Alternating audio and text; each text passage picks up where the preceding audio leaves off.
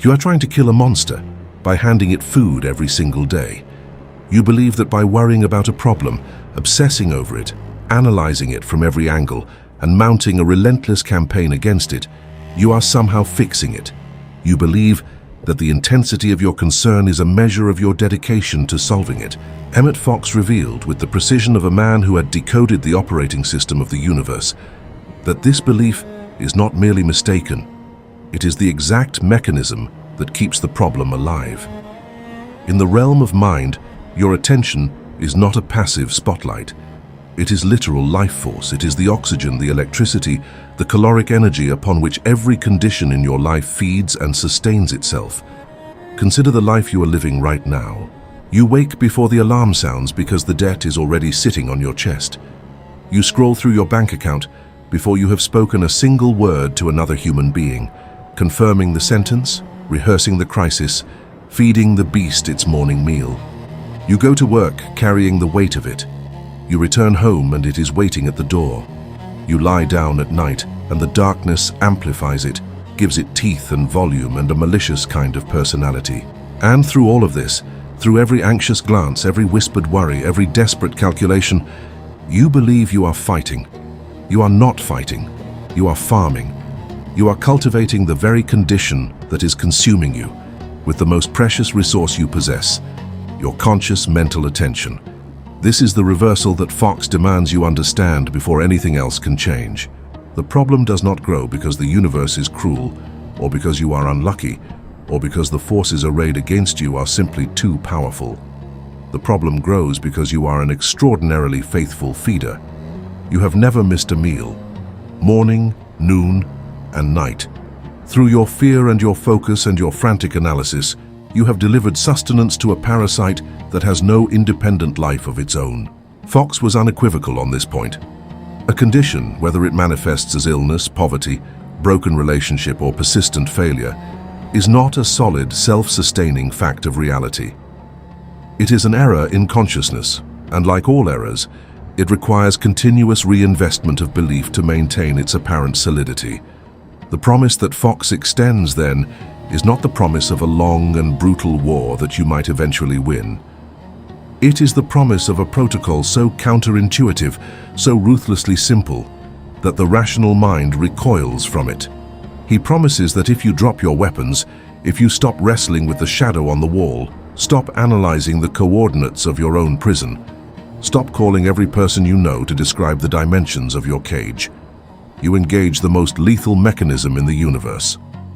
Complete denial. Not the denial of a coward who pretends the problem doesn't exist because they lack the courage to face it, but the sovereign denial of a being who has understood that the condition possesses no ultimate reality and therefore deserves no ultimate authority. When you starve the condition of your mental energy, when you execute the total withdrawal of your believing, focused attention, it mathematically dissolves back into the undifferentiated nothingness from which it was assembled by your own unconscious fear. In this video, you and I are going to execute what we will call the attention withdrawal protocol. We are going to trace with surgical precision exactly how your focus has been functioning as a feeding tube, a direct line of life-sustaining energy running from the deepest resources of your consciousness directly into the heart of the condition that is destroying your peace. We are going to identify the anatomy of that feeding tube, and then, step by step, we are going to cut it. We are going to examine the three-phase mechanism through which Fox prescribed the dissolution of any error in consciousness, and we are going to apply it not as a vague spiritual aspiration, but as a clinical, executable protocol. However, there is a piece of this teaching that most people who attempt it will fail to honor, and it will cost them everything. There is a fatal habit that I have named the midnight snack. It is what happens when you successfully starve the problem all day, when you hold your attention sovereign, when you refuse to engage with the fear, when you feel, perhaps for the first time in months, a genuine lightness. And then, alone in the dark, in the quiet hours when the defenses of the rational mind grow thin, you secretly return to it. You feed it in the shadows. You turn it over in your mind just once. Tell yourself you are simply checking on things. And in that single act of attention, you have undone the entire day's discipline. I will teach you precisely how to lock the refrigerator door in part 4, so that the midnight snack becomes structurally impossible. Before we begin, I want you to do one thing. In the comments below, type the words, "I cut the cord." This is not a performance, it is an initiation. It is the first act of the protocol, a public declaration that you have decided to withdraw the feeding tube. The act of stating it externally cements the internal decree. The law responds to committed intention. Make it now. And if this kind of precision, this application of immutable mental law to the chaos of daily life, is what you have been searching for, then ensure you are subscribed to this channel. Because what we are building here, lesson by lesson, is the complete architecture of a life engineered by conscious command rather than unconscious fear. To understand why the starvation protocol works with the inevitability of a mathematical theorem, you must first demolish the foundational assumption upon which all of your suffering rests. That assumption is this: that the problems confronting you are solid, that they are made of the same stuff as the chair beneath you and the floor beneath that chair, that they are objective facts of a physical universe that exist entirely independently of your perception of them. This assumption feels irrefutable. The debt is documented in black ink on white paper.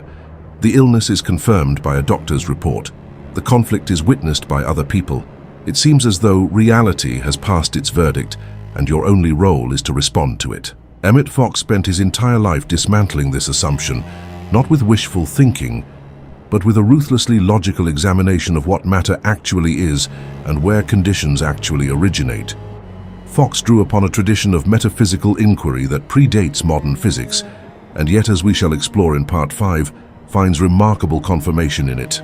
His foundational teaching was that the physical world, the world of form, of bodies, of bank balances and medical diagnoses, is not the cause of anything. It is the effect. It is the downstream manifestation of a prior mental and spiritual cause. He called these physical conditions pictures, images projected onto the screen of physical reality by the quality and content of human consciousness. A picture on a cinema screen looks solid, looks vivid, looks utterly convincing while you are immersed in it. But it has no independent substance. It is light falling through a pattern. Change the pattern, and the picture changes. Remove the light entirely, and the picture ceases to exist. This reframing is not poetry. It is the operational premise upon which the entire protocol rests, and it must be understood with logical clarity before the protocol can be applied with genuine conviction. If physical conditions are effects, if they are pictures held in place by the projecting force of human belief and attention, then the correct response to an unwanted condition is not to attack the picture on the screen. You cannot scratch the film off the wall. You cannot punch the projected image into a better shape. The only leverage you have is at the level of cause, at the level of the consciousness that is holding the pattern in place. Fox called unwanted conditions errors.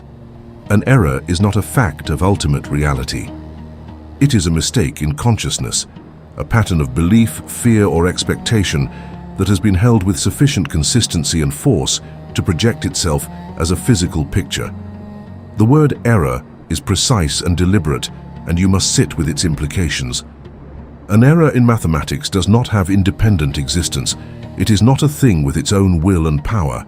It is simply a wrong answer, a result that followed logically from a flawed premise or a mistaken operation. The error is real on the page in the sense that it is visible, but it has no authority. It commands no respect from the mathematician who understands the law. He does not argue with it. He does not study its wrongness with dread.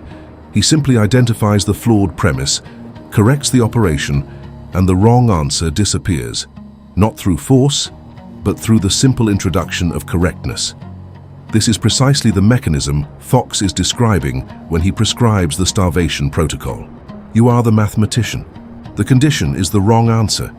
Your task is not to defeat it. It is to stop re-entering the flawed premise. Now, here is the logic that most people cannot get past, and it is the logic you must master completely. If you fight an error, you legitimize it. This is perhaps the most counterintuitive and simultaneously most important principle in the entire Fox corpus. When you engage with a problem, when you argue against it, marshal evidence of its wrongness, plead with the universe for relief from it, you are, by the very act of engagement, granting it the status of a real and powerful opponent. You are treating it as though it has authority, and the law, which is perfectly impartial and perfectly consistent, does not evaluate the emotional valence of your attention. It does not distinguish between the energy you pour into a condition because you love it, and the energy you pour into a condition because you despise it. Energy is energy. Attention is attention.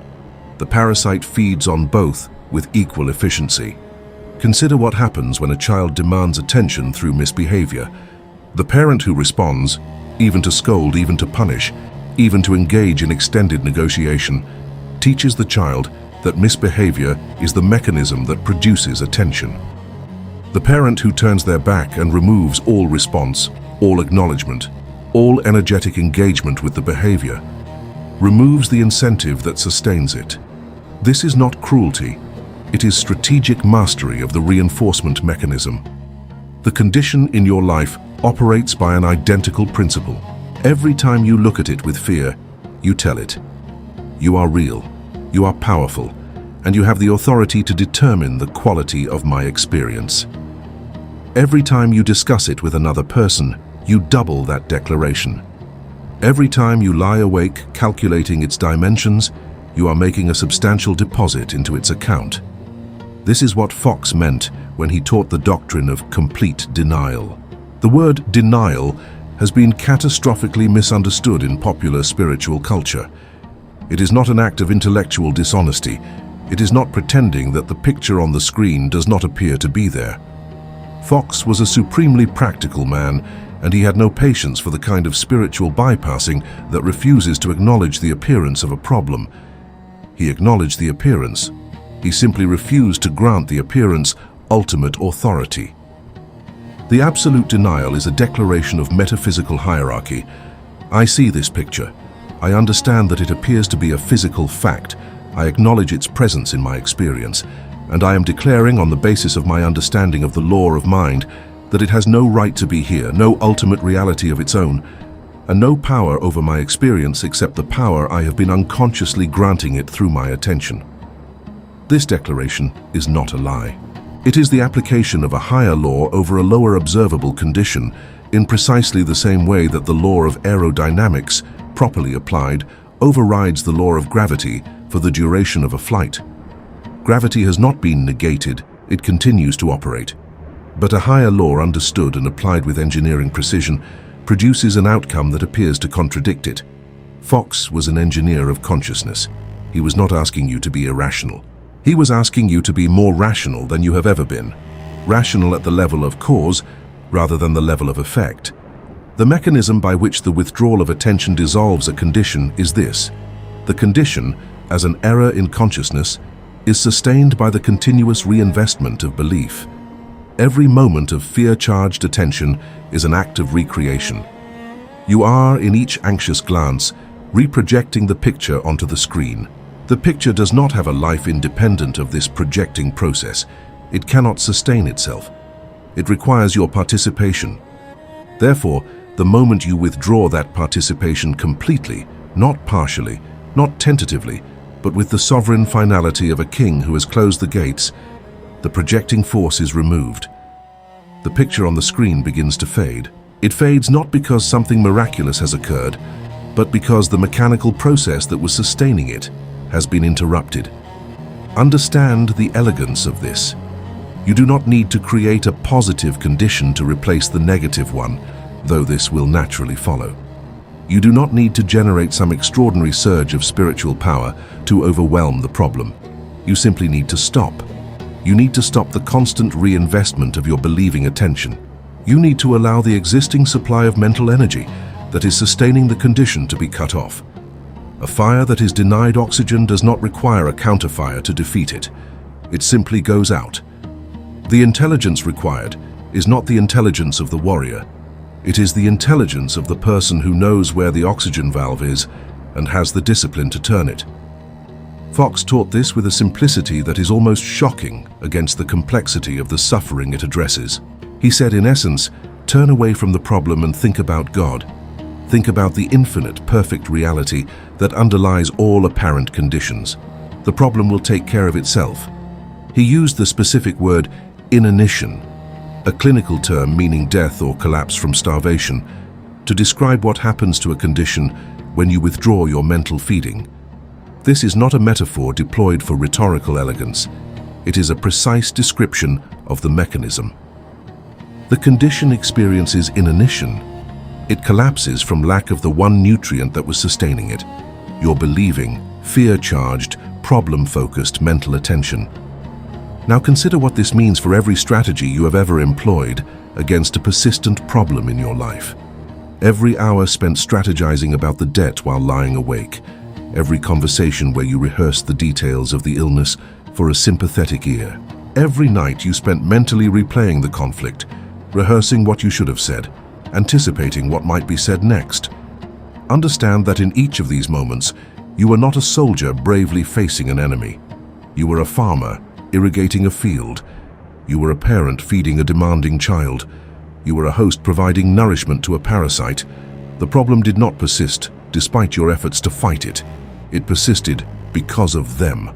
And this recognition, uncomfortable as it is the precise point at which the starvation protocol becomes not just possible, but inevitable. The final piece of the foundational understanding is this: the condition has no memory of its own. It has no momentum of its own. It has no intention of its own. A shadow cast on a wall does not want to remain there. It does not fight to sustain itself. The moment you withdraw the object casting the shadow is gone. Instantaneously, completely, without negotiation or transition period. The apparent persistence of the shadow, when you try to argue with it, to study it, to plead for its removal, is entirely a product of the continued presence of the casting object. And the casting object, in this metaphysical equation, is the structure of belief, fear, and focused attention that you are holding in your consciousness. You are the one casting the shadow, and you are the one who has the authority to move. This is the illusion of matter as Fox understood and taught it, not an invitation to irrationality, but a precise map of the causal hierarchy that governs physical experience. The physical is the secondary, consciousness is the primary, the error is the picture, your attention is the projector. And the starvation protocol is the act of reaching for the projector's power switch with the calm, unhurried certainty of someone who knows exactly what they are doing and exactly what will follow. There is an analogy that will make the mechanics of this protocol permanently clear in your mind, and once it is clear, the execution of it will feel less like an act of faith and more like an act of engineering. Picture a massive industrial machine. Perhaps you have seen footage of the great presses in a steel factory, enormous thundering mechanisms that seem to embody an almost geological power. They shake the floor. Their sound is physical. The air around them seems different. If you stood in front of such a machine while it was in full operation and were told that you needed to defeat it, your instinct would be to reach for tools. You would think in terms of force against force, power against power. The machine appears to be a sovereign fact of the physical world. But here is what the engineer knows, and what the person standing in front of that machine in panic does not know. Everything that machine is doing, all of that overwhelming, floor-shaking, apparently unstoppable force, is entirely dependent on a single connection to a power source. Somewhere there is a cord, and at the end of the cord, there is a plug, and that plug sits in a wall socket.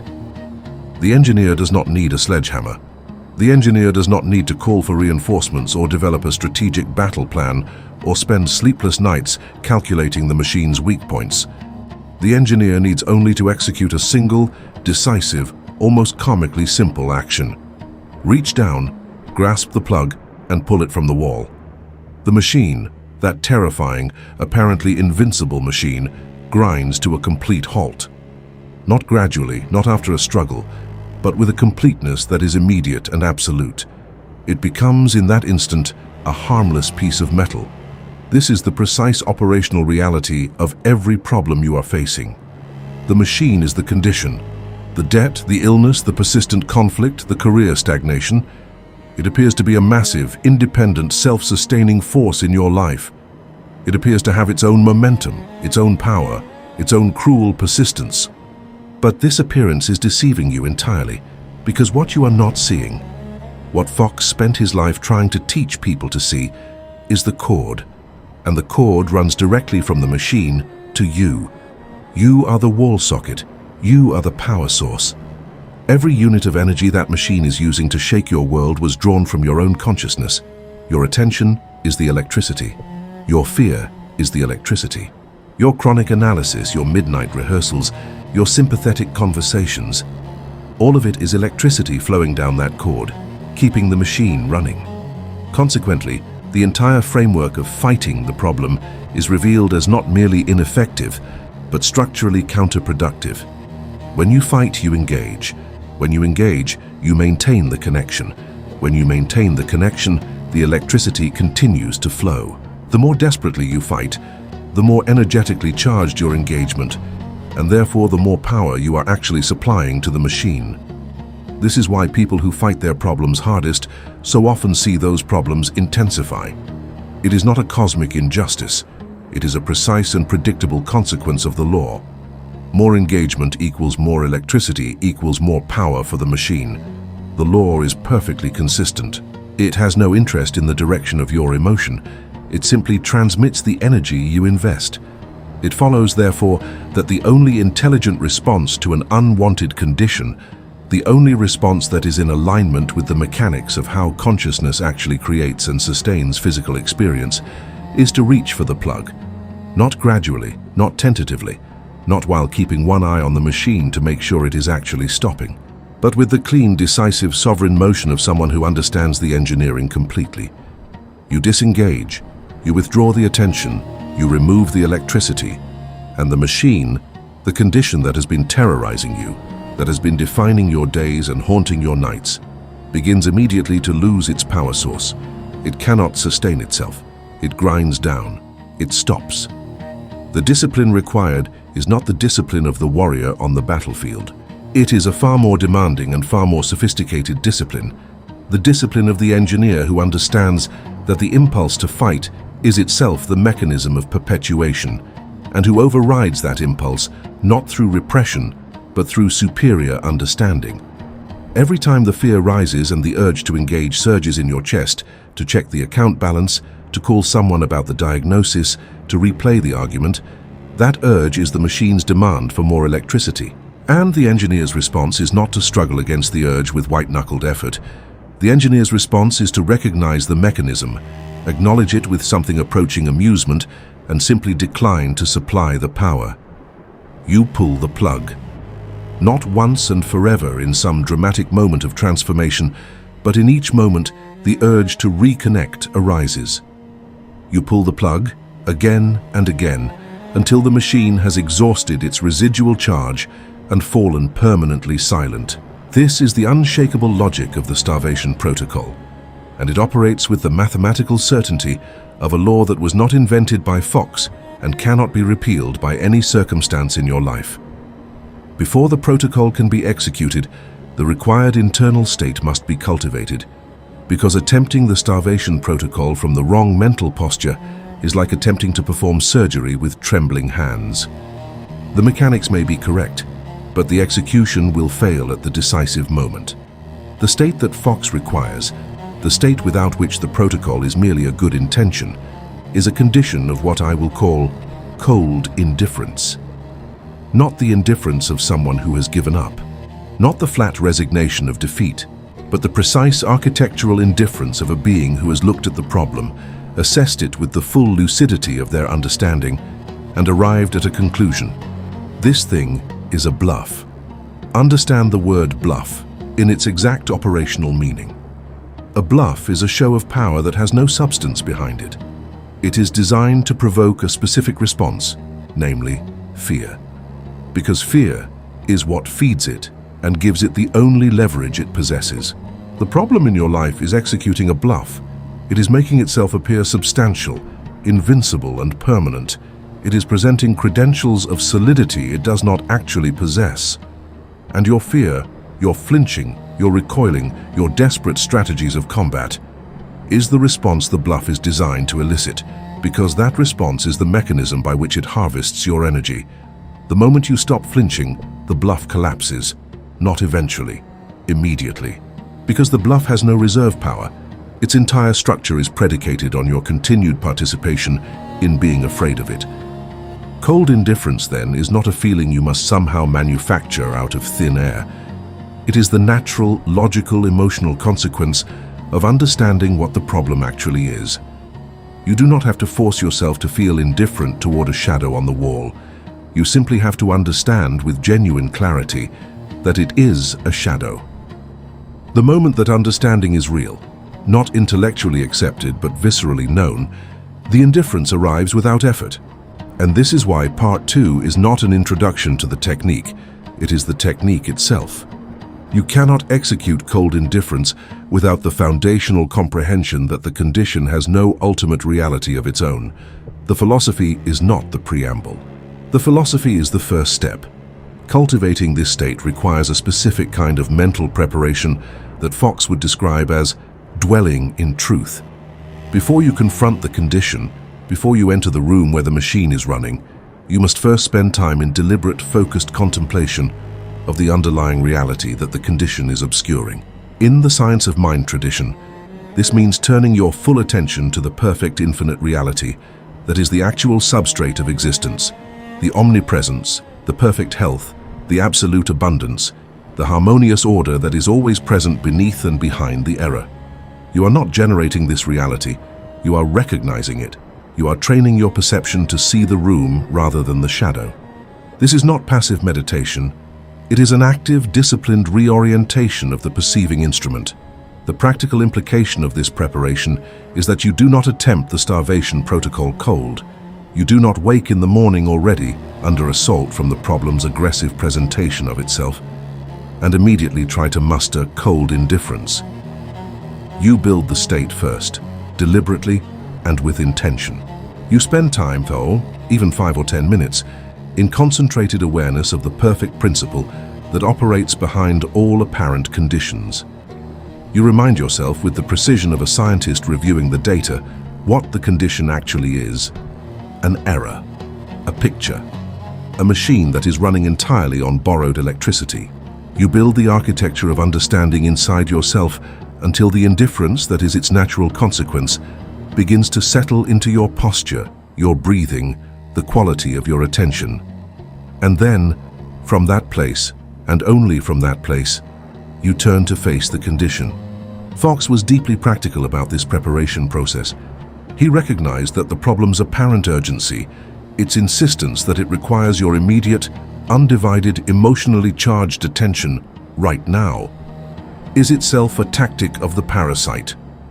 Urgency is a feeding mechanism.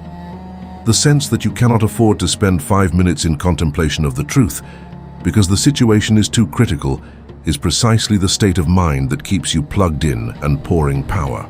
The protocol therefore begins before the protocol begins. It begins with the deliberate decision to refuse the urgency, to slow down, to enter the prepared state consciously and willfully, to become the engineer before approaching the machine rather than running at it in a panic. As you develop this capacity, and it is a capacity that strengthens with consistent application, like a muscle, you will notice a shift in your relationship to the problem that is qualitatively different from anything you have experienced before. In all your previous engagements with the condition, you were always, at some level, reacting to it.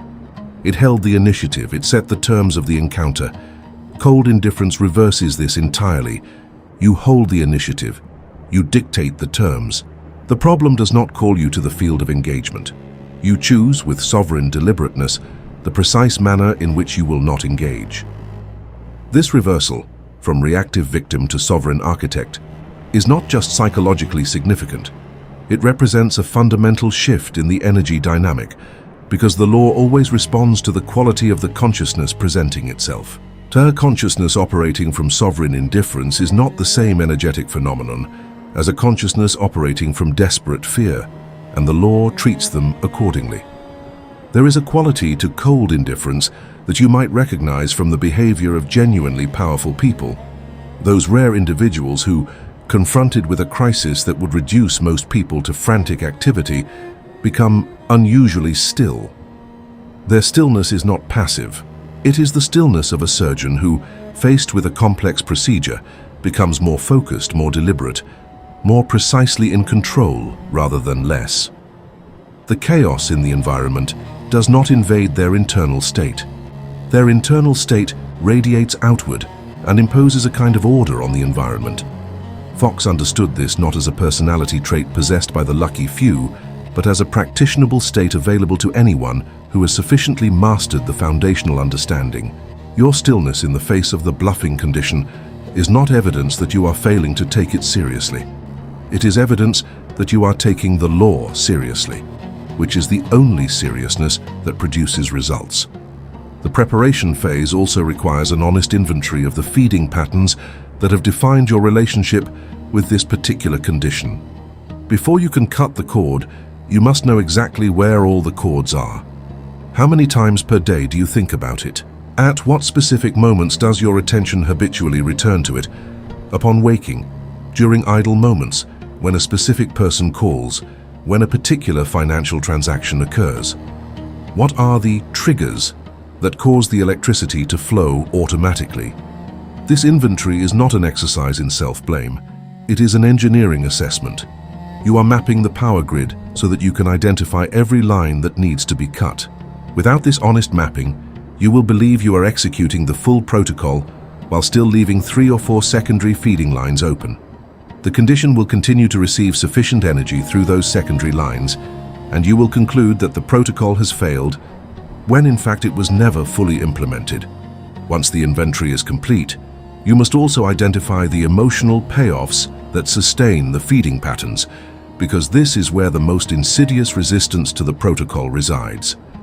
The problem delivers certain things that are not entirely unwelcome, and acknowledging this honestly is a mark of genuine psychological sophistication. The debt gives you a reason to not pursue the bigger goal you secretly fear. The illness gives you a justification for the care and attention of the people around you. The conflict gives you a sense of being the righteous, wronged party in a narrative that confers identity. These payoffs are not your fault.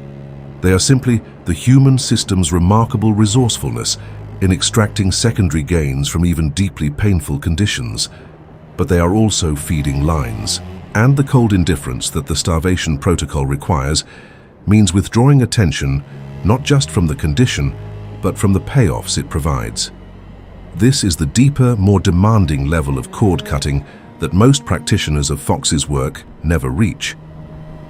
The state of cold indifference, when it is genuine, when it is not performed for psychological self-comfort, but is an actual shift in the consciousness's relationship to the condition, carries with it a quality that Fox described as being like turning your face to the sun. When you turn to face the sun fully, your shadow falls entirely behind you. You cannot see it. It has not been destroyed. It is still there. But your orientation is such that it is completely outside your field of vision and your field of concern. This is the posture that cold indifference, correctly cultivated, naturally produces. The problem falls behind you. It is still appearing in the physical world. The bill is still in the mailbox. The diagnosis is still in the file. The conflict is still unresolved in external terms. But your orientation has shifted so completely that it has passed entirely outside the field of your meaningful attention. You are facing the sun. The shadow is behind you and you are not turning around. As you hold this posture, as you sustain the face to the sun orientation, what Fox promises and what the mechanism of the law guarantees begins to occur. The shadow, starved of the object casting it, begins to move. Not because you are thinking about the shadow, not because you are monitoring it for signs of progress, but because the natural order of the universe, which is always and everywhere perfect harmony, is reasserting itself in the absence of the error pattern that was disrupting it. The machine is losing its power. The parasite is weakening, and you, in your posture of cold indifference, are not even watching it happen. You are doing the only thing that was ever required. You have turned your face to the sun, and you are keeping it there. Now, one final and essential element of the preparatory state must be addressed with complete honesty, because it is the element that most practitioners underestimate and most teachers gloss over. Cold indifference is not a permanent emotional achievement that, once attained, requires no further maintenance. It is a moment-by-moment discipline. The condition will not accept the initial withdrawal of your attention without testing the resolution behind it. This is not mystical persecution. It is simply the mechanical reality of a system losing its power supply, fighting to maintain its former operational state. The machine will rattle. The shadow will seem to lurch and grow. The problem, in the days immediately following the initiation of the starvation protocol, will frequently appear to worsen. Bank statements will arrive that seem to confirm the crisis. Symptoms will seem to intensify.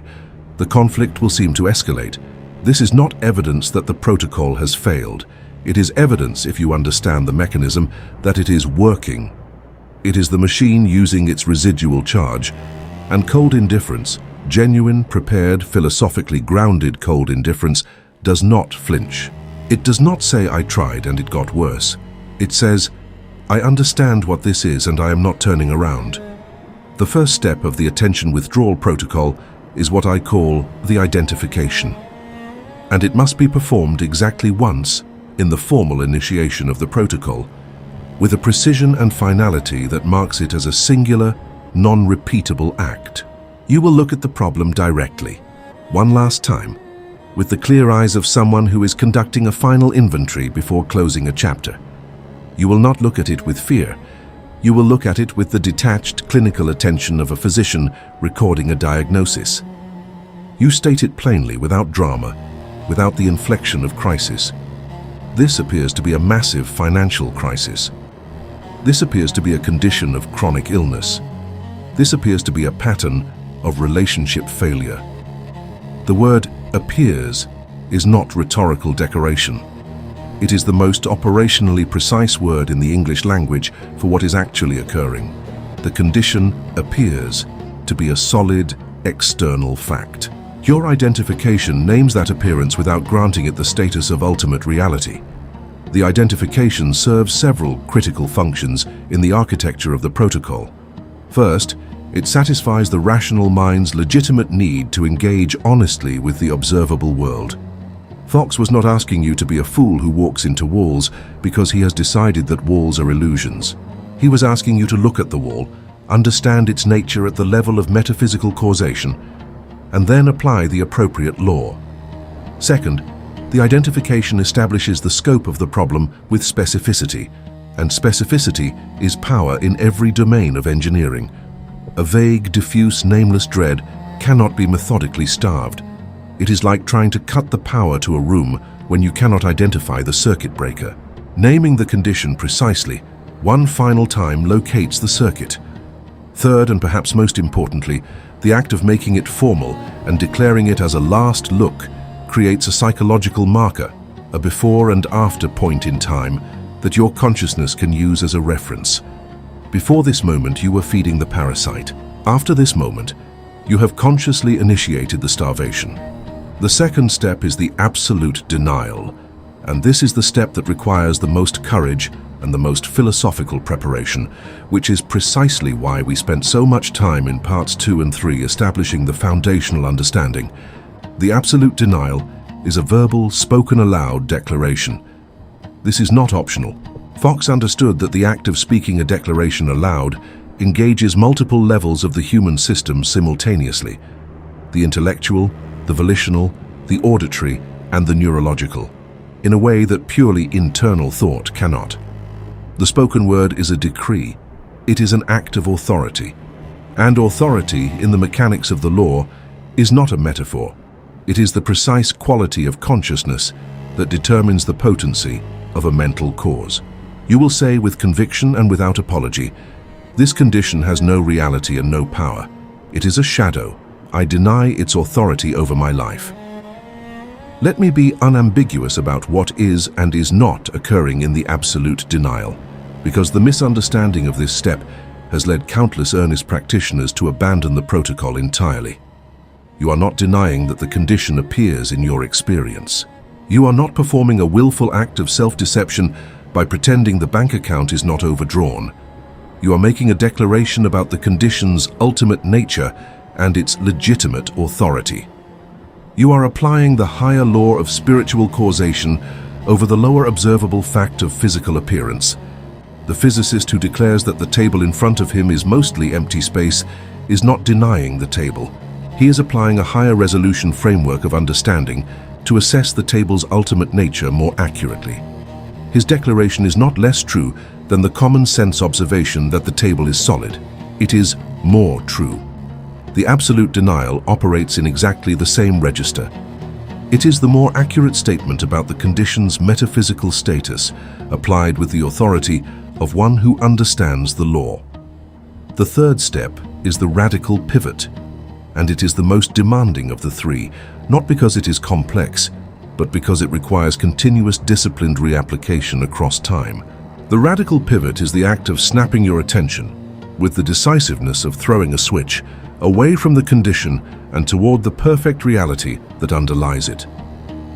In Fox's language, this means turning your attention to God, to the omnipresent, infinite intelligence that is always and everywhere expressing as perfect health, perfect abundance, perfect harmony.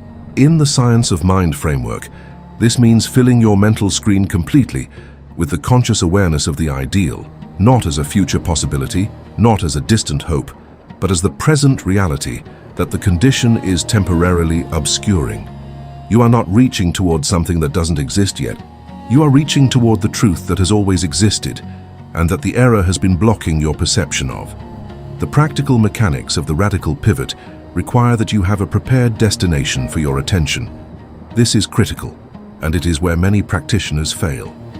They successfully deny the condition, execute a determined pivot, and then find themselves staring at a blank mental screen because they have not preloaded the truth they intend to dwell in.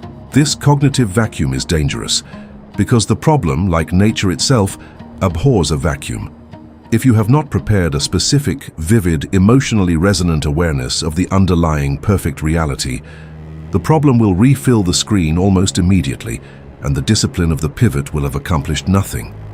Therefore, before initiating the protocol, you must prepare your pivot destination with the same care that a pilot prepares a flight plan before taxiing onto the runway.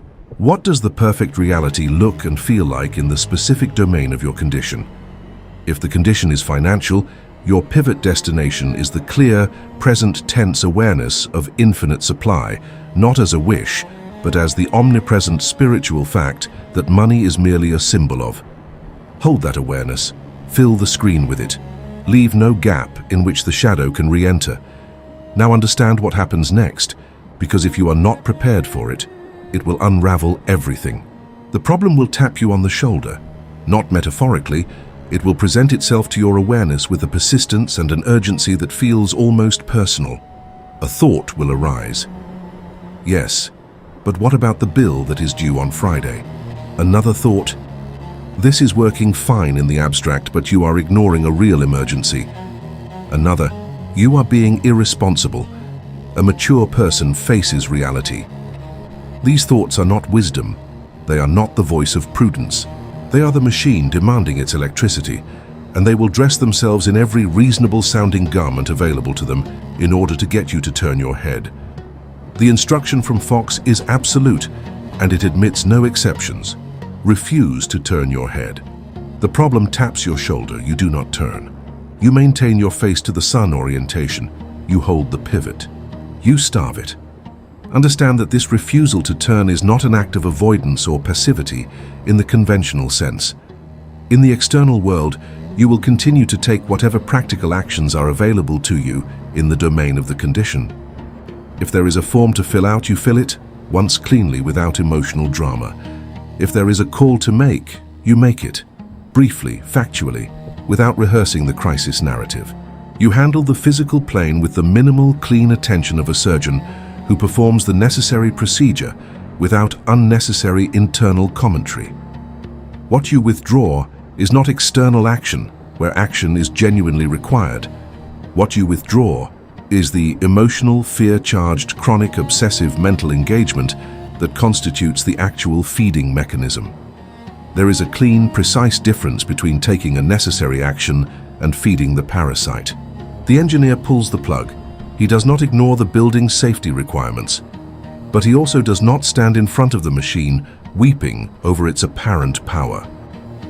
The radical pivot also requires something that Fox called treatment in the science of mind tradition, an active, deliberate affirmation of the underlying truth that the practitioner uses to fill the mental screen after each denial. A treatment is not a positive affirmation in the casual, wishful sense in which the term is often used.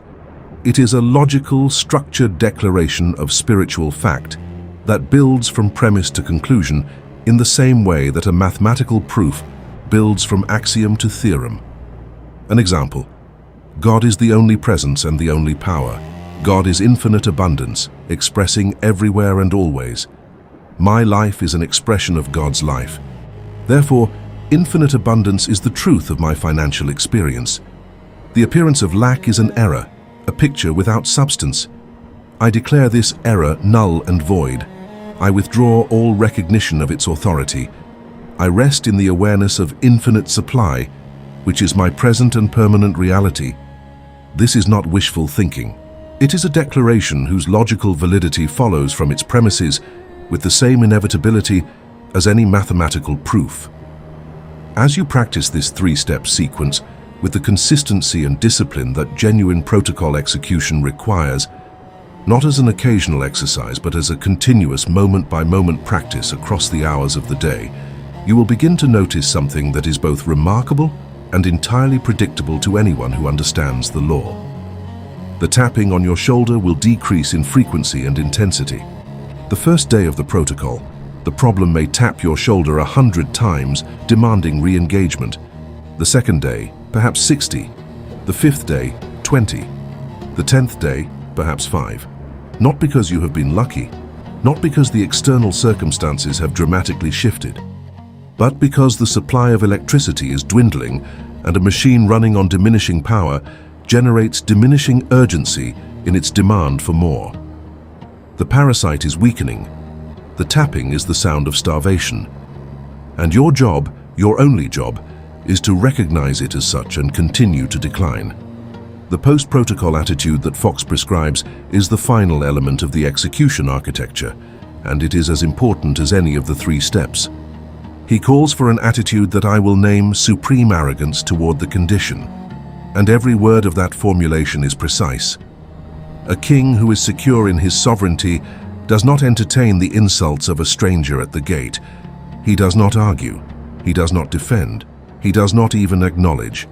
The insult passes before him like weather, noted in the most peripheral sense, assigned no authority, granted no response, and forgotten within seconds. This is the relationship that Fox prescribes between the practitioner of the starvation protocol and the condition that is attempting to re-establish its claim on his attention. The condition is not your equal. It is not a sovereign force that has a legitimate claim on your psychological real estate. It is a parasite that has been living on your energy without your informed consent, and you have served it notice. The supreme arrogance is not cruelty. It is accurate accounting. You are assigning the condition precisely the amount of authority it actually possesses, which is none. You treat it as though it is already dead, because, from the perspective of the law that you are now consciously applying, it is. The protocol has been given to you. The mechanics are clear, the logic is unassailable. And yet, for most people who encounter Fox's teaching and attempt to apply it, the protocol fails, not because the law is defective, not because their case is an exception, not because some cosmic inequity has exempted them from its operation.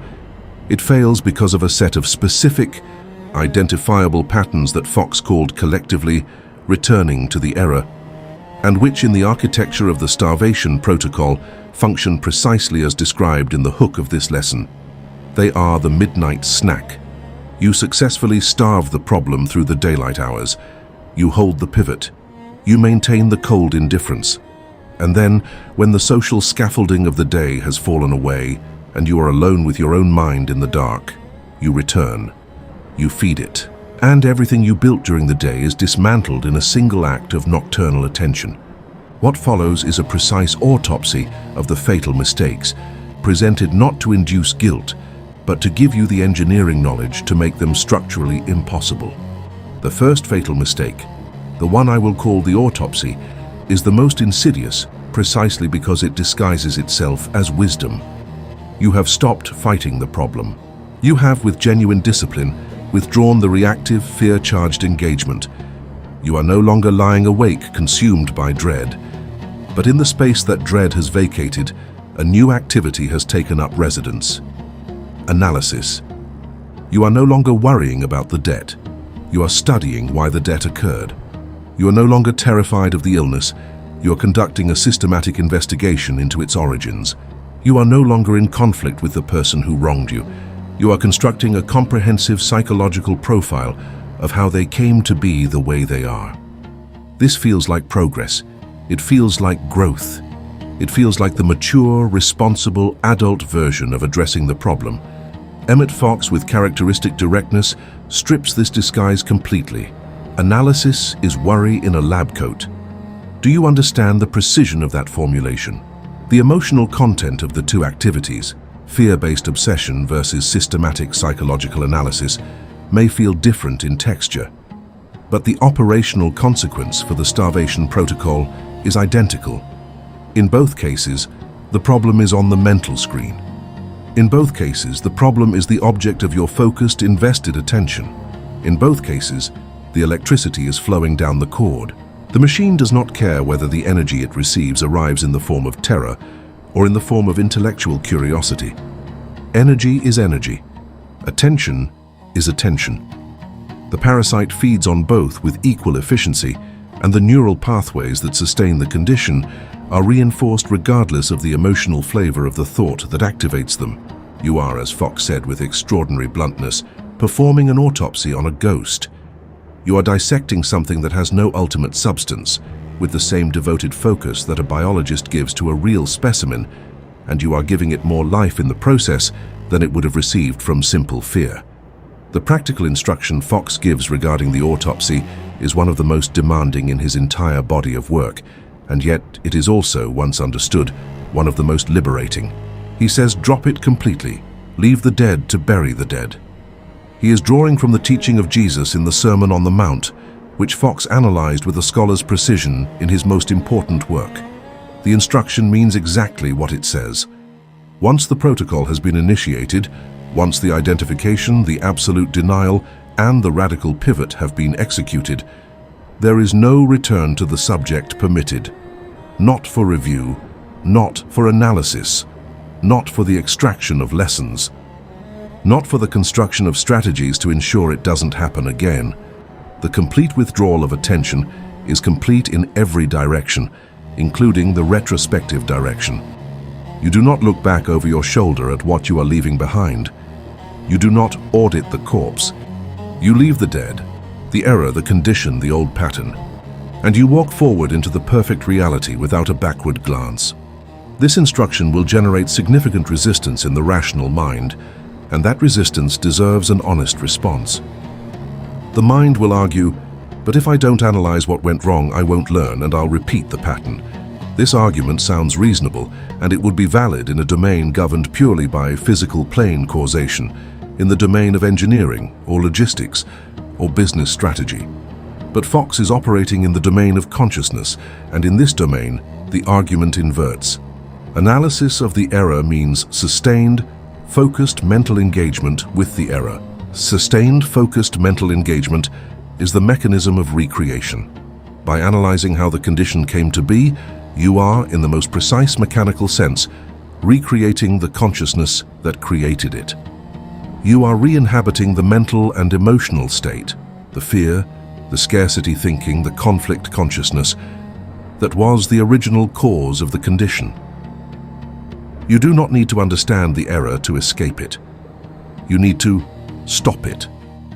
And stopping it means dropping it completely, turning to the perfect reality, and trusting the law to operate. The lesson you need will come, not through the painful autopsy of the old condition, but through the living, progressive experience of operating from the truth that replaced it. The second fatal mistake is what I call the sympathy buffet, and it is responsible for a greater proportion of failed starvation protocol attempts than any other single error. You have been rigorous in your internal discipline. You have held the pivot. You have declined the autopsy. You have maintained the cold indifference through the solitary hours. And then a familiar phone number appears on your screen, and the most natural, human thing in the world occurs. You answer, and within 2 minutes you are describing the problem to a sympathetic ear. Or a colleague asks how things are going, and the social script of honest sharing kicks in. And before you have made a conscious decision, you have narrated the full history of the condition, complete with its most distressing details, its apparent intractability, and your exhaustion in dealing with it. In the warmth of the empathetic response you receive, there is a genuine momentary relief. This relief is the midnight snack delivering its pleasure, and in its delivery, it is also delivering its damage. Here is the mechanism. The moment you narrate the condition to another person, you re-perform the mental act of treating it as a solid, real, and powerful external fact. Your consciousness is not the only consciousness involved. You are now drawing a second consciousness into the pattern of the error, reinforcing its apparent reality through the social act of shared belief. You are not just feeding the parasite yourself, you are hosting a communal buffet. The social energy of another person's attention and sympathy, their questions, their expressions of concern, their "oh, that's terrible," are additional streams of electricity flowing into the machine. Fox's prescription is absolute, and it admits the kind of exceptions that all absolute rules theoretically admit, while still requiring that the practitioner treat them as having none.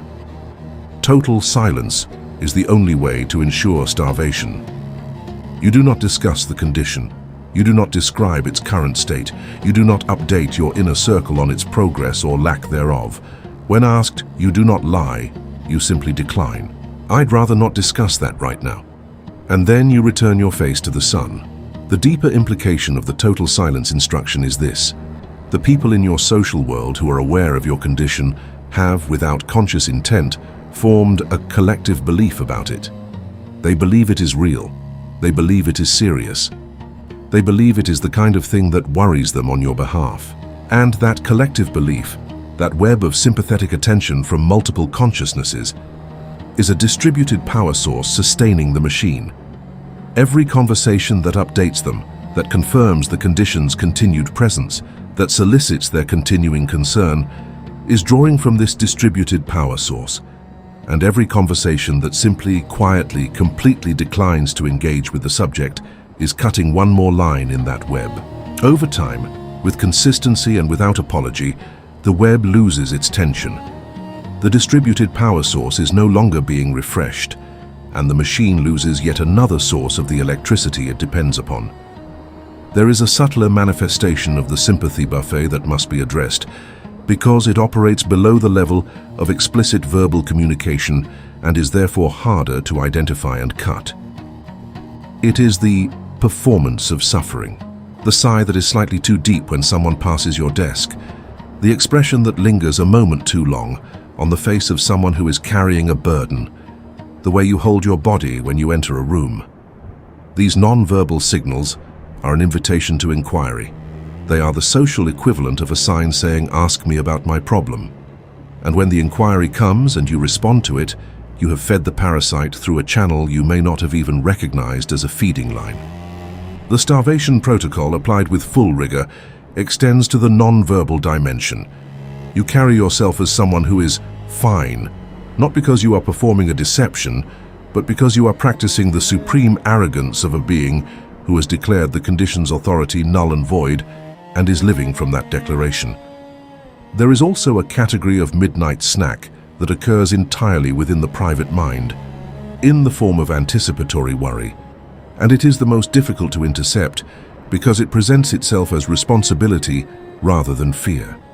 You are not thinking about the past condition, you are planning for the future, you are calculating contingencies, you are rehearsing responses to possible escalations, you are running mental simulations of the various ways the problem might develop and preparing your reactions. This feels like prudent preparation. It is, in Fox's framework, simply worry that has changed its temporal direction from past to future. The mechanism is identical. The problem is on the mental screen. The electricity is flowing. The parasite is fed. The protocol requires the same response to anticipatory worry as to every other form of nocturnal feeding.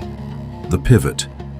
The moment you notice the mind running contingency calculations about the condition, you execute the radical pivot without ceremony or internal debate. You move your face back to the sun. You do this as many times as required, 10 times in an hour if necessary, without self-judgment and without the concession of the idea that this is difficult. It is not difficult. It is simply a choice, repeated. Let me now address the question that the honest practitioner will inevitably confront at some point in this process, because Fox himself addressed it. What do you do when the midnight snack has already occurred? When you have already, in a moment of weakness or inattention, fed the parasite, through analysis, through narration, through anticipatory worry, through the involuntary nocturnal rehearsal of the condition, what is the correct response? Fox's answer is one of the most important teachings in all of his work. You begin again, immediately, without guilt, without the extended internal autopsy of having committed the autopsy. You simply note that a feeding occurred, you re-execute the absolute denial, you execute the radical pivot, and you return to the protocol. The worst possible response to a midnight snack is to then spend the next 2 hours analyzing why you fed the parasite and what this reveals about your state of spiritual development. That 2-hour analysis is itself an enormous meal. Begin again. Always simply begin again. The Master's instruction on this point is worth stating in its full precision because it carries the hallmark of Fox's characteristic blend of compassion and rigor. The law does not remember yesterday's meals. The law responds to the present state of your consciousness, not to its history. Every moment you spend in genuine cold indifference, facing the sun, holding the pivot, is a moment in which the starvation protocol is in full operation, regardless of what occurred in the previous moment. The accumulation of such moments, strung together with the consistency that genuine commitment makes possible, produces the mathematical inevitability of the condition's collapse. You do not need a perfect record. You need a predominant direction. As Fox would say, the trend of your thought is more important than any single moment within it. Set the trend, hold the direction, begin again every time without drama, and trust the law to do what the law, by its very nature, cannot fail to do. Emmet Fox, in the body of his teaching, returned again and again to a single prescription that he delivered with the simplicity of a master who knows that complexity is often the enemy of practice. He did not bury it in elaborate methodology or qualify it with endless conditions. He stated it plainly as a direct command. Turn away from the problem and think about God. The problem will take care of itself. And then, in one of the most precise and clinical formulations in all of his writing, he specified the mechanism of that self-resolution. The problem, denied your attention, will die of inanition, starvation. This sentence is not poetry, it is a technical specification. It tells you the mechanism, starvation, the cause, withdrawal of attention, and the result, the problem takes care of itself. The entire starvation protocol is contained in that single statement. Everything else, the 3 steps, the cold indifference, the warning against the midnight snack, is the engineering that makes that statement operationally executable. What Fox means when he says, think about God, is equally precise. He does not mean an emotional, devotional act of religious practice in the conventional sense, though it may include that dimension. He means the deliberate, focused, disciplined turning of the entire mental apparatus toward the awareness of perfect, unlimited reality. The awareness that infinite intelligence, infinite health, infinite abundance, and perfect harmony are not distant ideals, but present facts at the level of spiritual causation. He means filling the mental screen so completely with this awareness that no gap remains through which the condition can re-enter. He means holding the awareness not with the white-knuckled effort of someone trying very hard to believe something they suspect may not be true, but with the calm, settled conviction of someone who has examined the evidence and arrived at an unshakable logical conclusion. Think about God the way an engineer thinks about gravity, not with awe or emotion, but with complete operational certainty. The command to turn away from the problem contains within it a subtle and important truth about the relationship between attention and creation that distinguishes Fox's teaching from more popular but less rigorous approaches to positive thinking. He does not say think positive thoughts about the problem. He does not say visualize the problem resolving. He says turn away from the problem. The problem is not the object that is to be transformed through your focused intention. It is the object that is to be starved through the withdrawal of your focused intention. The transformation, the resolution, the healing, the restoration of order does not occur because you have poured positive energy into the problem.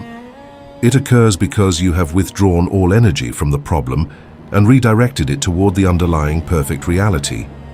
And the perfect reality, no longer being suppressed by the energy you were unconsciously pouring into the error pattern, naturally expresses itself in the physical dimension. The restoration is not manufactured, it is allowed. This distinction between manufacturing a positive outcome and allowing the natural order to restore itself is perhaps the most sophisticated and least commonly understood element of Fox's metaphysics, and it changes everything about how the work is done. Most people who engage with the law of mind approach it as a matter of construction. They are trying to build something new. Fox's approach is fundamentally one of removal. You are not building the health, the abundance, the harmony. It is already there, at the level of spiritual reality, fully formed and perfect. You have simply been obscuring it with the structure of your error consciousness, your fear, your chronic problem focus, your unconscious investment in the parasite's existence. When you remove the obstruction, the perfect reality that was always there becomes visible and active in the physical dimension. You are not the architect of a new condition. You are the person who finally moves out of the way. This understanding of Fox's prescription has a practical consequence that is immediately liberating. The amount of effort required to apply this teaching is dramatically less than you imagine. The discipline is real, the consistency is non-negotiable, but the fundamental orientation of the practice is one of release rather than striving. You are not being asked to generate enormous quantities of positive spiritual energy to overwhelm a real and powerful negative force. You are being asked to simply stop maintaining a structure that you have been unconsciously constructing and reinforcing through the misdirected energy of your chronic problem focus. The building falls when you stop adding the materials that sustain it. The shadow disappears when you move the casting object. The machine stops when you pull the plug. In each of these metaphors, the operative action is simple, clean, and requires less force than what you have been expending in the futile strategy of combat. Fox's command is, in the end, an invitation to profound rest, the rest of a being who has put down a burden they were never meant to carry, and watches with calm certainty as the law handles what the law has always been equipped to handle. The most advanced practitioners of this protocol, those who have moved beyond initial application and into what Fox described as a habitual spiritual consciousness, report that the turnaround time between the initiation of the protocol and the physical resolution of the condition shortens dramatically with practice. This is not arbitrary. It is mechanically explicable. The practitioner who has developed a consistent, stable orientation of face-to-the-sun consciousness is not starting the starvation protocol from zero each time a new condition appears. They are operating from a baseline consciousness that already has the cord-cutting reflex built in. The new condition encounters a consciousness that instinctively withdraws feeding rather than instinctively engaging with combat. The machine never gets the chance to build up significant power. The starvation begins at the point of appearance rather than after months of inadvertent feeding. And the collapse follows quickly because the energy reserves are minimal and the supply has been cut from the first moment. Fox was also specific about the inner posture that accompanies the "think about God" directive, and that specificity carries practical importance. He was not describing a passive, formless drifting toward vague spiritual comfort. He described an active, purposeful dwelling in the awareness of truth, a conscious, deliberate construction of the spiritual reality that corresponds to the domain in which the condition is appearing.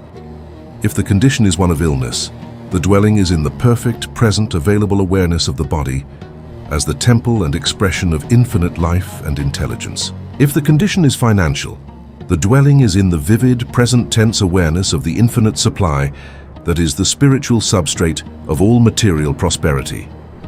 If the condition is relational, the dwelling is in the awareness of the divine harmony that is always present between all expressions of the one life.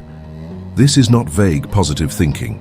It is a precisely targeted reorientation of the perceiving instrument toward the truth that the condition has been blocking in the exact domain in which the correction is needed.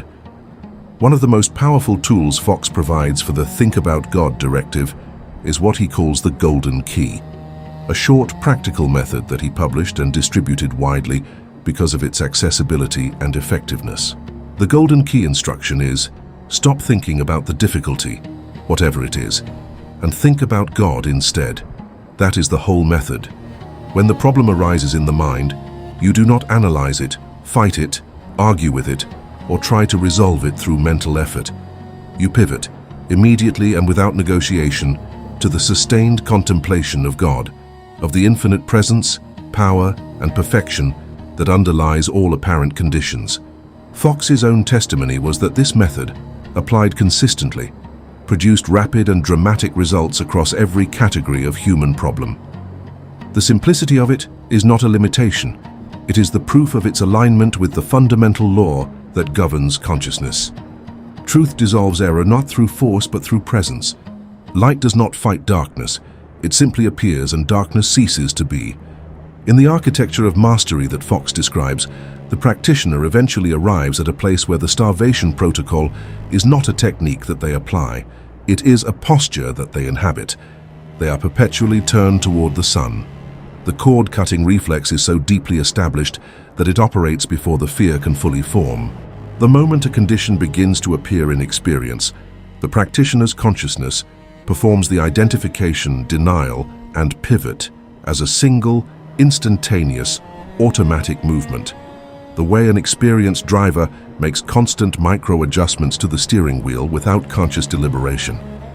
This is the destination of the practice, not a life of constant effort to maintain the protocol, but a life in which the protocol has become the natural movement of a consciousness that has been fully educated in the law of its own nature. A consciousness that knows, in its bones, that attention is life force, that problems are parasites, and that the most powerful thing it can ever do in the face of any condition is to turn its face, unhurriedly and completely, to the sun. There is a dimension of this teaching that extends far beyond philosophy into the domain of hard neuroscience, and it is worth examining with the same rigor we have applied to the metaphysical argument, because the two lines of evidence converge on the same conclusion with a precision that Fox's early 20th century audience could not have anticipated. In the last 3 decades, neuroscientific research has produced a body of findings that validate, with biological specificity, the mechanism that Fox described in purely spiritual terms. The human brain is not a fixed organ. It is a dynamic, living system that is continuously restructuring its own physical architecture in direct response to the patterns of attention that you habitually employ.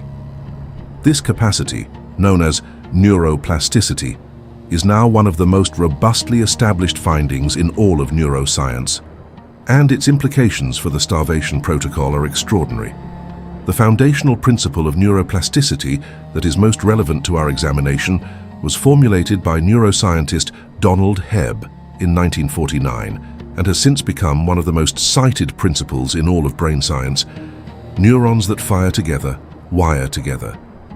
When you think a thought, a specific pattern of neurons in your brain fires.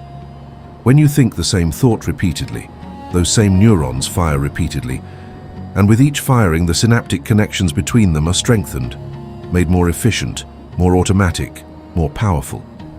The more consistently you engage with the fear thought, the worry thought, the problem obsession thought, the more physically robust the neural infrastructure that sustains those thoughts becomes. The problem is not just a pattern of consciousness in some abstract sense. It has a physical address in your brain. It has been literally built into the architecture of your neural tissue through the repeated firing of the thought patterns that constitute your engagement with it. This neurological reality explains, with biological precision, Why the starvation protocol is not merely effective, but is, in the strictest sense, the only approach that addresses the problem at its actual level of causation. When you fight a problem through reactive, fear-charged engagement, you're not countering the neural architecture that sustains it. You are adding to it. Every anxious thought, every worried calculation, every obsessive rehearsal of the condition's details activates the same neural circuit, strengthens the same synaptic connections that was built by the previous 10,000 anxious thoughts. The circuit becomes more powerful, more automatically triggered, more physically entrenched. The problem gets stronger in your brain even as you are fighting it in the world. And the experience of the world, being a downstream reflection of the quality of the consciousness encountering it, mirrors this entrenchment precisely. But here is where the neuroscience delivers its most remarkable and relevant finding, the one that Fox could not have known in its biological specificity, but that his teaching implicitly contained. The same law that governs the strengthening of neural pathways through use also governs their dismantlement through disuse. Scientists call this process synaptic pruning. It is one of the most astonishing and least commonly discussed discoveries in modern neuroscience. The brain, with the ruthless efficiency of a system that cannot afford to maintain infrastructure that is no longer being used, physically dismantles neural pathways that are no longer being activated. The synaptic connections are literally removed. The axonal branches are retracted. The physical structure that sustained the thought pattern is deconstructed at the cellular level. The brain does this continuously, throughout life, in every domain of neural function. It is not a metaphor. It is biological fact, observable under a microscope, documented in thousands of peer-reviewed studies. The implications for the starvation protocol are immediate and precise. When you execute a genuine, sustained withdrawal of mental attention from the condition, when you stop the anxious thoughts, the worried calculations, the obsessive rehearsals, you are not merely choosing not to think about the problem in some abstract psychological sense. You are initiating a physical biological process in your brain. You are triggering the synaptic pruning mechanism. The brain, encountering a reduction in the firing frequency of the neural circuit associated with the problem, begins the process of dismantling that circuit. With consistent application of the protocol across days and weeks, the physical infrastructure that sustained the fear thought, the worry thought, the problem obsession thought is literally being deconstructed at the cellular level. Fox said the problem dies of inanition. The neuroscientist says the circuit undergoes synaptic pruning. They are describing the same event in the language of two different disciplines, and the convergence is not coincidental. This biological understanding also explains the phenomenon of the problem's apparent intensification in the early days of the protocol, the machine rattling that we discussed in Part 3. When a neural circuit that has been receiving high levels of activation suddenly experiences a significant reduction in input, there is a period during which the system generates heightened activation in an attempt to restore the former pattern. This is a well-documented neurological phenomenon. The circuit, accustomed to being fed, generates an internal push for more feeding. In experiential terms, this manifests as an intensification of the anxious thoughts, the worried calculations, the urge to engage with the problem. The practitioner who doesn't understand this mechanism interprets it as evidence that the protocol has failed or that the situation is genuinely worsening. The practitioner who understands the neuroscience recognizes it as a withdrawal symptom, evidence that the system is responding to the change in input and that the synaptic pruning process is being triggered. The response is the same as Fox prescribes: cold indifference. Hold the pivot, trust the mechanism. The neuroscience of attention and habit formation also confirms Fox's insistence on total silence as a necessary component of the protocol.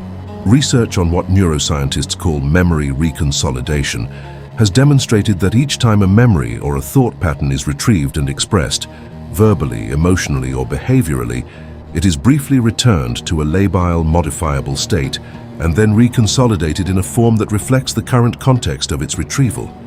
In simpler terms, every time you narrate the problem to someone, you are retrieving the neural circuit associated with it and reconsolidating it with the emotional content of the narration, the urgency, the distress, the social reinforcement of its reality.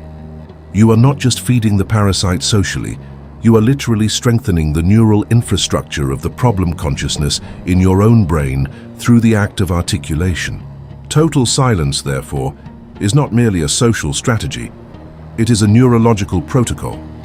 It prevents the repeated reconsolidation events that would maintain the circuit's strength during the pruning process. Let us now consider the neurological dimension of the radical pivot, the act of turning attention toward the perfect reality, the underlying truth, the awareness of God.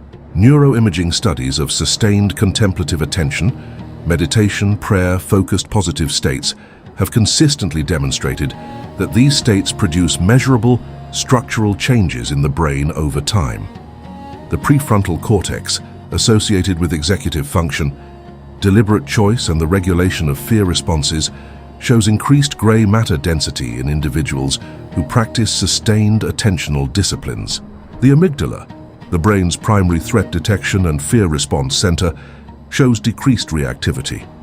In practical terms, the more consistently you practice the radical pivot, the more you train your attention to sustain itself on the awareness of perfect reality rather than on the threat perception of the problem.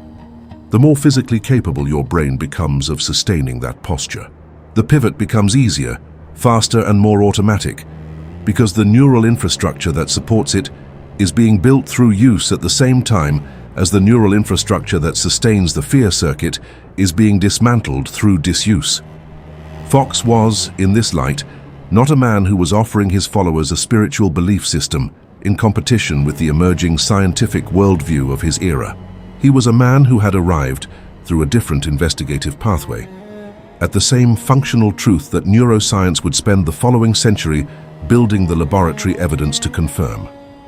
The law he described, the law that says consciousness creates and sustains physical experience through the consistent investment of focused attention, and that the withdrawal of that attention allows the physical expression of the error to collapse, is not a metaphor for biological processes. It is the description of the same underlying reality that biology is also describing, from the level of subjective experience rather than from the level of cellular measurement. The two descriptions are not competing accounts. They are stereoscopic views of the same single truth, and together they produce a three-dimensional image of extraordinary clarity. What the neuroscience also confirms, in a way that has particular relevance to the protocol's long-term application, is the cumulative, accelerating nature of the change that the Starvation protocol produces. Neuroplasticity is not a linear process, because each new pattern of neural activation both strengthens itself and weakens competing patterns. The relationship between consistent attentional practice and its neurological effects is not additive, but exponential. The practitioner who has maintained the pivot consistently for 30 days has not merely achieved twice the neurological change of the practitioner who has maintained it for 15 days. The circuit dismantling process accelerates as the competing circuit building process gains strength. The brain is reorganizing itself not just in the domain of the specific problem, but in the fundamental orientation of its attentional habits. And this reorganization, once it reaches a certain threshold of structural change, begins to produce spontaneous shifts in perception, emotional tone, and behavioral pattern that are qualitatively different from anything achievable through willpower alone. There is one more neurological confirmation that deserves specific mention, because it addresses a question that skeptical minds, those who are intellectually drawn to Fox's teaching, but unable to fully relinquish the comfort of conventional problem-solving strategies, will inevitably raise. If I stop thinking about the problem and stop strategizing about it, will I lose the information or insight needed to resolve it when the moment for action arrives? The answer, confirmed by research on what neuroscientists call the default mode network, is not only no, but the opposite is true. The brain's problem-solving processes are most creative, most integrative, and most effective when they operate below the level of conscious, deliberate, anxiety-charged focus.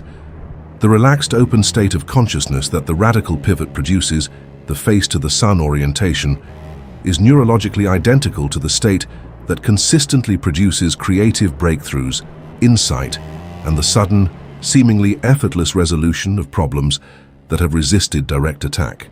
Fox's prescription to stop fighting and turn to God is not just spiritually correct. It is, neurologically, the most intelligent strategy for producing effective practical outcomes. The most honest summary of what the neuroscience of the Starvation Protocol reveals is this: you have been using the wrong tool. The tool of deliberate, sustained, anxiety-charged problem focus, the tool of fighting, analyzing, narrating, and midnight obsessing, is a tool that creates and maintains neural infrastructure. It is a building tool, and you have been using it to build the very condition you wish to destroy. The Starvation Protocol replaces this with the correct tool: the systematic withdrawal of activation from the problem circuit and the systematic building of a circuit oriented toward perfect reality. The brain's own built-in processes, synaptic pruning, neuroplasticity, the default mode network, memory reconsolidation, then execute the rest. Fox described this as God taking care of the problem. The neuroscientist describes it as the brain's self-organizing processes, restoring homeostatic order in the absence of the disruptive input. The truth being described is one, and in your life, the application of it requires not more effort, but less, the disciplined, consistent, sovereign effort of putting down the wrong tool and never picking it up again. There was a man, a professional in his early 40s, highly educated, deeply conscientious, who developed a severe inflammatory skin condition across his face and neck. The condition was genuine, painful, and medically documented. He pursued treatment through every available conventional avenue: dermatologists, allergists, dietary adjustments, topical medications, internal medications. Some interventions produced temporary relief. None produced resolution. After 2 years of this battle, the condition had spread, the medical options had been largely exhausted, and the man's life had contracted around the management of his skin the way a river contracts around a dam. It was the first thing he examined in the mirror each morning, the last thing he touched each night. He photographed it systematically to track its progress. He researched it for hours each week. He described it in detail to everyone who asked, and many who didn't. He was, by every measure, a meticulous, devoted, full-time feeder. He encountered Emmet Fox through a second-hand recommendation from a friend who described the teaching as strange but worth reading. He was skeptical but desperate. He read The Sermon on the Mount, then Power Through Constructive Thinking. Then he encountered The Golden Key. The logic of what Fox was describing penetrated through his skepticism with a force he later described as the feeling of a key turning in a lock I didn't know I had. He recognized with a clarity that was simultaneously illuminating and deeply uncomfortable what he had been doing. He had been farming his disease. He had been investing with extraordinary diligence and consistency the full power of his emotional and intellectual attention into the maintenance and enlargement of the very condition he was trying to eliminate. He had not been fighting his skin condition. He had been its most loyal supporter. He made a decision, and he made it with the quality of resolution that Fox describes as the only quality that is adequate to the protocol. He covered every mirror in his house, not because he believed in the literal magic of mirror covering, but because he understood that the morning and evening ritual of examining the condition was among the most significant regular feeding sessions in his maintenance schedule. He removed the photographs from his phone. He declined all inquiries about the condition with the brief, courteous finality of someone who has decided that the subject is closed. When the urge arose, and it arose constantly at first, to touch the affected skin, to check its current state, to seek the momentary relief of anxious confirmation that things hadn't worsened, he executed the radical pivot. He turned his full attention to a single affirmation that he had selected for its resonance and its precision. My body is the temple of the living God. Infinite life expresses perfectly through every cell. I rest in that truth. The early days were, by his own account, among the most demanding of his life, not because of any physical discomfort, but because the demand for mental discipline was constant and, in the first 72 hours, felt nearly impossible. The urge to check was relentless. The machine rattled. The amputated feeding lines generated their withdrawal symptoms with full force. He executed the pivot. He began again. He executed the pivot. He began again. He was not performing the protocol perfectly. He was performing it predominantly. The trend of his attention was, for the first time in 2 years, oriented away from the condition rather than toward it. The sun was in front of him. He kept walking. Within 3 weeks, without any new medication, without any change in diet beyond what had already been implemented, without any new topical treatment, the condition cleared completely. Not partially, not tentatively, completely. His doctors, presented with a before and after comparison, had no conventional explanation to offer.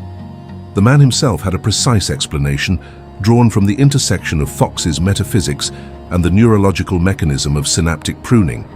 He had cut the power. The 2 years of devoted, meticulous, fear-charged attention had built a neural and consciousness infrastructure of extraordinary robustness in the domain of, I have this terrible skin condition.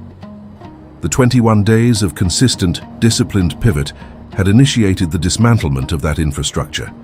The condition, denied the projecting force of his sustained believing attention, had lost its mechanism of sustenance. The error had collapsed because the practitioner had finally, with full understanding and sovereign commitment, stopped reprojecting it. The man's story is not presented here as a medical prescription, and it is not being offered as evidence of a miraculous exception to the laws of biology. It is being presented as an illustration of how the starvation protocol operates when it is applied with genuine understanding and genuine consistency in a domain where the feeding patterns have been clearly identified and systematically cut. The lesson of his experience is not skin conditions can be cured by not thinking about them.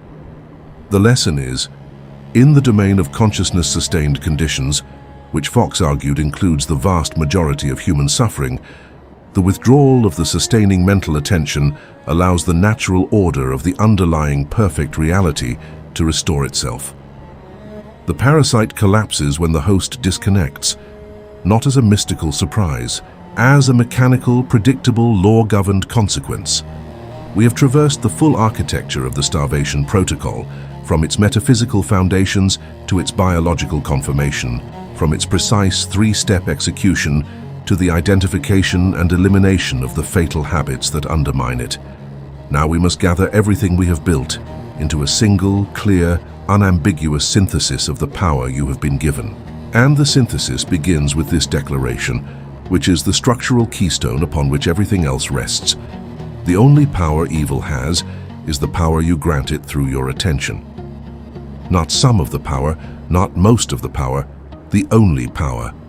There is no independent force of negativity, no autonomous machinery of lack or illness or conflict that exists and operates apart from the consciousness that grants it reality through the act of focused, believing engagement. Fox staked his entire life's work on this proposition, and the evidence, metaphysical, logical, neurological, and anecdotal, that we have assembled in this lesson confirms it with the thoroughness of a mathematical proof. This synthesis has a specific implication that you must sit with until it becomes operationally real in your body, not merely intellectually understood. Every single condition in your life that has persisted despite your best efforts to resolve it has done so because you have been its most diligent maintenance engineer. You have not been its victim. You have been its architect. Not through intent, the unconscious construction of unwanted conditions through misdirected attention is not a moral failing, but a mechanical inevitability in a consciousness that has not yet understood its own nature. But the moment of understanding is also the moment at which the architecture of victim becomes permanently unavailable to you. You cannot, after genuine comprehension of this law, honestly sustain the belief that the condition is being done to you. It is being done by you through the consistent, unconscious investment of your most powerful resource, and what has been built by your attention can be demolished by its withdrawal. This is not a comforting teaching in the conventional sense of comfort. Comfort, as it is commonly dispensed, involves the alleviation of responsibility, the suggestion that your suffering is not your fault, that the forces arrayed against you are real and powerful and external, that your pain is a legitimate response to an objective and cruel world. Fox offers no such comfort, because that comfort, while emotionally soothing in the short term, is operationally paralytic in the long term. It is comfort that keeps you feeding the parasite. Because a parasite you believe to be an external sovereign adversary is one you will continue to engage. The teaching Fox offers instead is not the comfort of absolution, but the power of authorship. You are not the passive victim of your conditions. You are their active creator. And the author has the authority to rewrite the story, not by adding new content, but by withdrawing the energy that has been sustaining the content already on the page. The synthesis also requires the honest acknowledgement of what the Starvation protocol is not, because the boundaries of a tool are as important as its capabilities. This protocol is not an instruction to ignore genuine practical responsibilities. It is not a prescription for financial negligence, medical passivity, or relationship avoidance in the name of spiritual practice. The engineer who pulls the plug on the machine also reads the safety manual, files the maintenance report, and notifies the appropriate parties that the machine has been shut down. Clean, minimal, emotion-free practical action, taken once and without obsessive repetition, is entirely consistent with the protocol.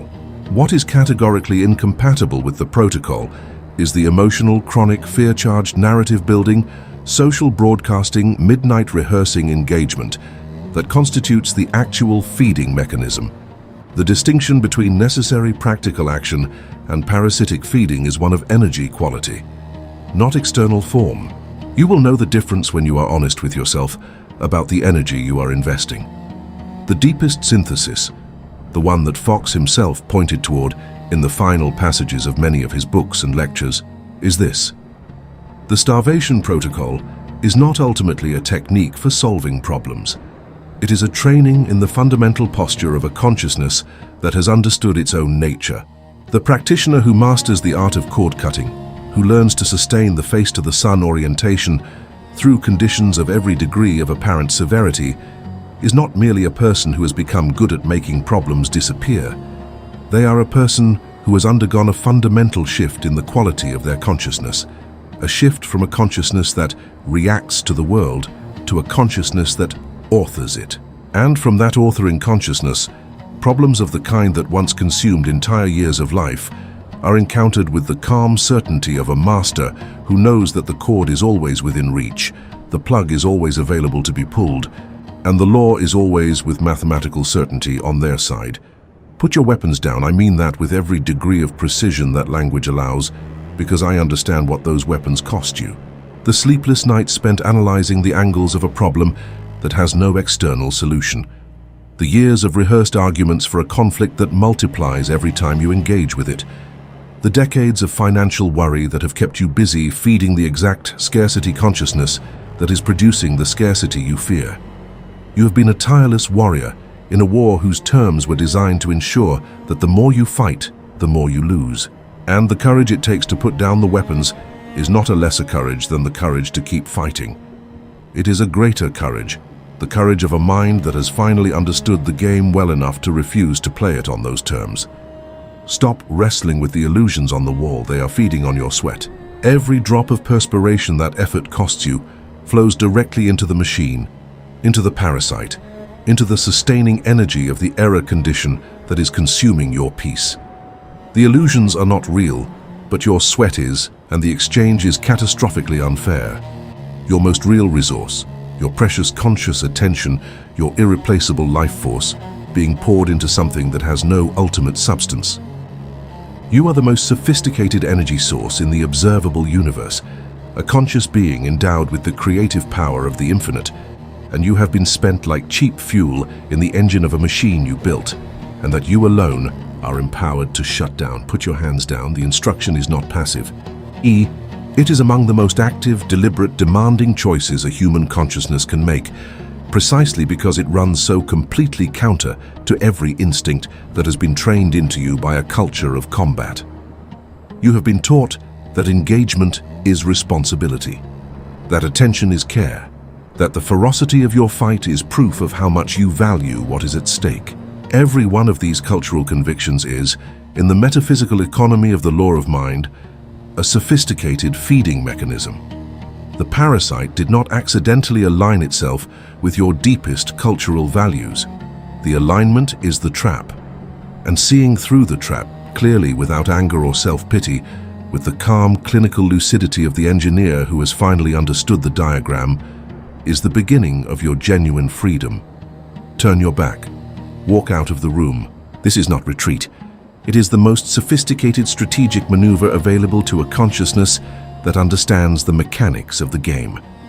The general who understands that the battlefield itself is the enemy's most powerful weapon does not send more troops. He denies the battlefield its combatants. He removes the theater of engagement. He walks the army out of the terrain that was designed to destroy them and occupies the high ground of a reality where the enemy's weapons have no effect.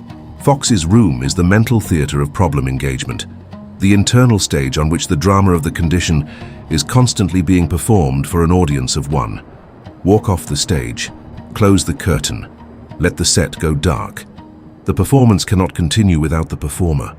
The moment you stop feeding the illusion, the precise, specific moment at which the withdrawal of attention becomes complete and genuine, reality restores itself to perfect order.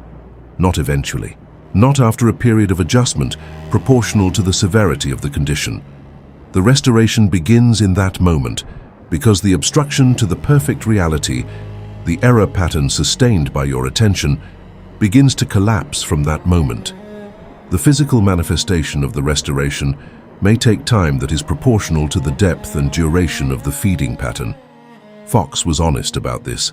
A condition sustained by 2 decades of chronic feeding will not dissolve in a single afternoon of cold indifference. But the mechanism of its dissolution begins the instant the plug is pulled, and it proceeds with the mathematical certainty of a process governed by a law that is as reliable and as impersonal as gravity. You are not being asked to believe in magic. You are being asked to apply engineering.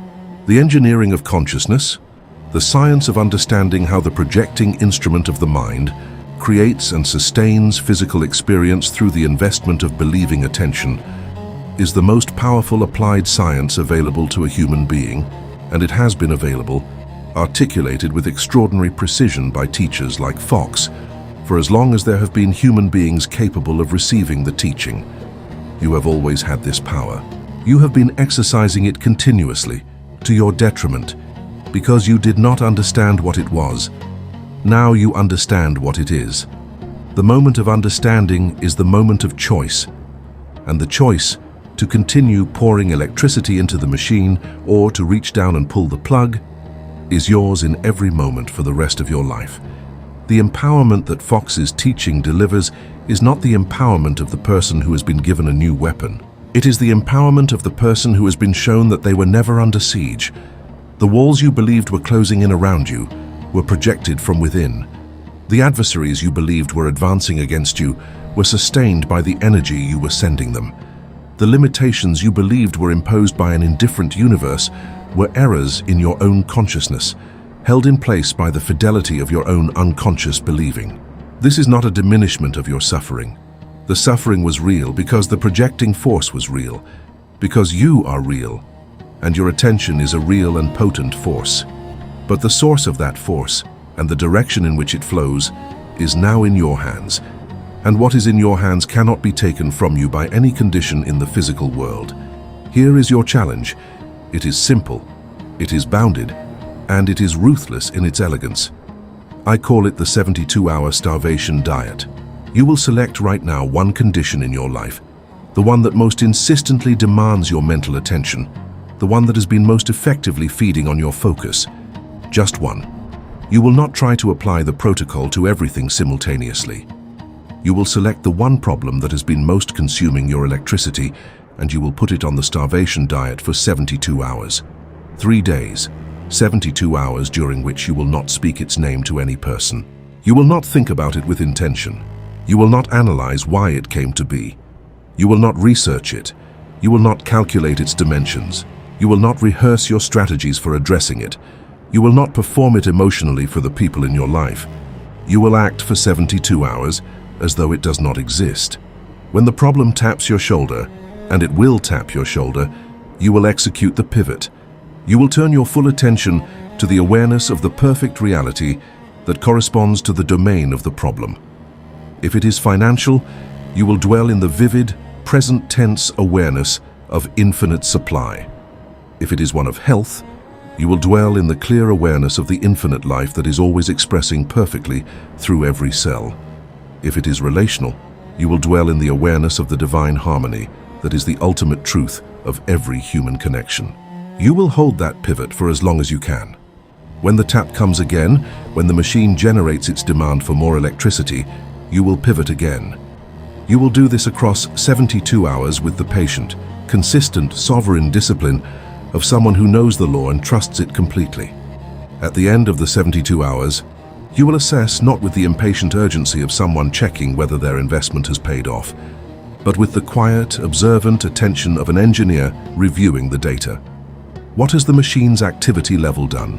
Has the urgency of its demand for your attention decreased?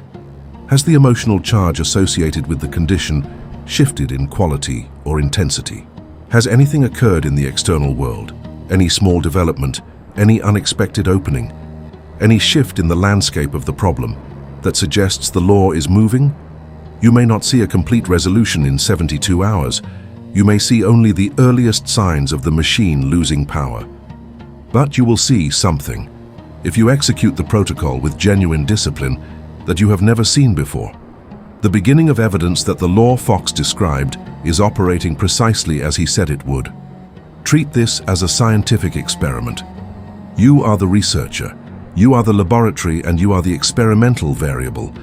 The hypothesis is Fox's, that a condition sustained by mental attention will begin to diminish when that attention is systematically withdrawn. The 72 hours are the experimental period. Your rigorous application of the protocol is the experimental procedure. And the results, whatever they are, will give you data that no amount of theoretical instruction can provide. The first-hand, experiential knowledge of what it actually feels like to stop feeding the parasite, to hold the pivot against the machine's demand for electricity, and to discover in your own life and your own body and your own circumstances that the law operates exactly as the architect of that law described it. Once the 72 hours are complete, once you have conducted the experiment and reviewed the data, the choice before you is clear. You can return to the old strategy, the fighting, the analyzing, the narrating, the midnight feeding, the years of devoted attention poured into the maintenance of the conditions you do not want. Or you can extend the experiment, make it 6 days, make it 30. Make it a fundamental reorientation of how your consciousness relates to every unwanted condition that ever again presents itself in your experience. Fox did not offer this teaching as a weekend practice or a crisis intervention tool. He offered it as a complete and permanent re-education of the consciousness in the science of its own nature. The 72-hour starvation diet is the door. What lies beyond it, for the practitioner who walks through it with full commitment, is a life in which the law is not a theory to be believed, but a force to be used. With the calm, unhurried certainty of an engineer who has learned the code, pulled the plug before, and knows with absolute mathematical conviction that when the electricity is cut, the machine always stops. Subscribe to Sacred Logic. This channel exists for one purpose: to give you the precise, uncompromising, scientifically articulated understanding of the laws that govern mind, consciousness, and physical experience, so that you can stop being subject to those laws unconsciously and begin applying them consciously, with intention and with power. Every lesson we build here is another circuit in the architecture of a life governed not by fear and reaction, but by understanding and decree. If what you have heard today has changed something in the way you see your problem, if the logic of the starvation protocol has turned a key in a lock you didn't know you had, then this community is where you belong. Subscribe. Share this with the person in your life who is fighting the hardest and winning the least. And in the comments, tell me, what is the one condition you are putting on the 72-hour starvation diet starting today? Name it once, deny it, and then never speak it again.